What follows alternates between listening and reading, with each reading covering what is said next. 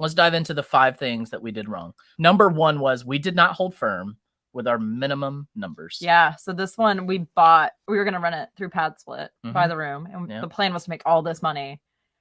And we always said, if we're buying a pad split, we're going to make sure it cash flows as a traditional 12-month rental. Mm-hmm. And this one, we're like, oh, it's fine. We have plenty of pad splits. It's going to be great. Well, and even still, like on the cash flowing as a traditional rental, it would have broken even as a traditional rental if the pad split didn't work. But something big happened. Well, but we had to leave money in the deal. We would have had to leave money in the cash on cash return would have been terrible. Like 4 or 5%. Yeah. It wasn't worth doing it as a traditional rental. So we were going to rent it as a pad split. And it was thin margins. And thin margins leave room for huge mistakes. Yeah. And we had our requirements. We didn't follow them. And we didn't do enough due diligence. Yeah. And so we already had thin margins. And then we weren't as like on top of our due diligence. And everything that could have gone wrong on this house went wrong. Yeah. So usually in due diligence, I go through with a fine-tooth comb and really look at every detail. We've bought enough properties, I should know what to look for. And I thought I did. You do know. And I thought I looked at it all. Yeah. But looking back, I was really just skimming it. I didn't take my camera. I didn't take my pen and paper. I didn't jot down all the things. I didn't run numbers on fixing certain aspects. Well, and materials and labor have gone up so much too. Yeah, I didn't calculate for the inflation of materials or the cost of labor. And just going into this, I just thought in my head, I was like, well, it's going to be a pad split. There's a good buffer with pad split. We're going to be fine. Right. Yeah. And so we already had thin margins. So always had contingencies. I kind of let Eric run with this one because I was working on other stuff and we had I think we bought this when the baby was like tiny. Yeah.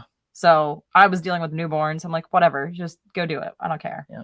And we didn't have like, we normally add like 20% to our rehab costs. We didn't do that. We were already on thin margin from the rehab and on the rental side. Yeah. So, we decided, okay, if we're not going to keep it as a pad split, we're not going to keep it as a rental, we're going to flip it. And that was our plan. Well, I'd like to bring up something that you may not realize happened, because I've sheltered you from a lot of this. Oh boy. We got red tagged. I know that. From permitting. Right.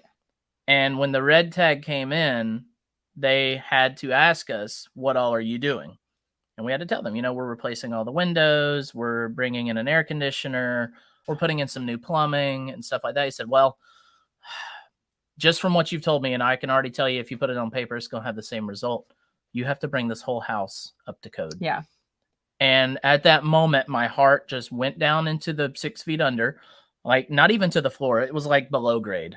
And I said, oh my God, this $40,000 renovation is now a $100,000 renovation. And I just said, oh my gosh, there's no way out of this. Yeah. There's no way out of this. Definitely can't pad split it. Definitely can't straight rental it. Right. Because if we pad split it, we got shut down like week 1 of renovating it. So we for sure would have gotten shut down. Or at least a hard look on what we're doing. And then they would have just been a pain in our rears about it. Right. We made the decision. We just have to flip it. We've got to get out of this. Yep. So we have a newborn. You're getting ready to go off to Army training for basically 6 months. We have this house that got red tagged and has to be fully brought up to code. You have a team of contractors that didn't work out. Yeah. We'll just leave it at that. Yep. So you've got to find you're in Alabama? Was that where you were? No, I was in Virginia. When Well, you were in Alabama first, right? And I was in Alabama first. And it got to the point where I just told Eric, like, let it sit for 2 months because you've got to focus on your Army stuff. I can't deal with this because I'm home with 2 kids on my own. So we're just going to let it sit for a little while. And then I get home and then hire a team of contractors to go over there. They start doing work that was a little questionable. I let it ride. Shouldn't have let it ride. I didn't replace them as soon as I should have. Yep. There was a lot of work that had to be torn out and redone.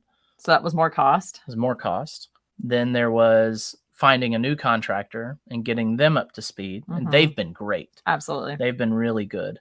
And then we had to get a general contractor because of the big permitting thing. And then we had to do plans. And then we had to formally added the second bathroom. Right. And then we had to relay out the whole house. And you And- left again. And then I left again. And so I'm again staying home with the kids by Yeah. myself, trying to keep everything juggling. And, you know, there's times it's like, hey, I need you to go drop a check off. And I'm like, oh crap, like kids are sleeping. So there was a big issue with payments to our contractors. You know, if you're doing long distance real estate investing and you have a flip going on, make sure your contractors know how you're going to pay Yeah. them, and make sure they know, like, I have to do, you know, bank payments, Right. which means you're getting mailed a check and it's going to be 5 days Right. after you invoice. Right.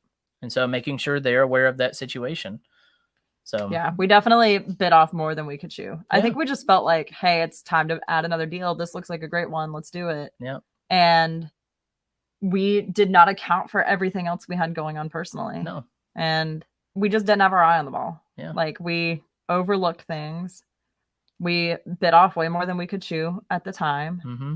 And it's been a good lesson of, I think, like, in a way, we got comfortable and like We did. I don't know if it's ego that got in the way or like just, you know, we know what we're doing. Like, it's fine. We don't need to do all this. I have a feeling that we had a sense of invincibility that really, Yeah, everything us. has kind of worked out pretty everything well has kind of because worked out. we did all the due diligence. And with our renters, we had a house sit vacant for a month and a half.